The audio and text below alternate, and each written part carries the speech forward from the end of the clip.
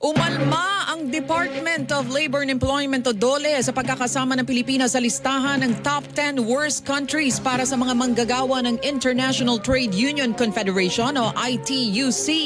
Ayon kay Labor Secretary Bienvenido Laguesma, hindi katanggap-tanggap at hindi ito sumasalamin sa tunay na sitwasyon ng sektor ng paggawa sa bansa.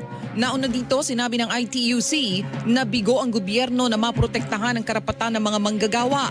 Pinuna rin ang hindi umano pagkilala ng DOLE sa red tagging sa mga nakikibaka at nagsusulong ng karapatan ng mga manggagawa. Ayon kay Laguesma, hindi nila ipinagsasawalang bahala mga kaso ng karapatan ng mga manggagawa. Totoo po na mayroong mga kaso at hindi naman po natin yan ipinagwawalang bahala. Pero sa pananaw po namin, ito po naman ay mga isolated cases na mayroon din pong mayroon pong hakbangin kagad na isinasagawa ang ating pong pamahalaan. Nais nila Laguesma na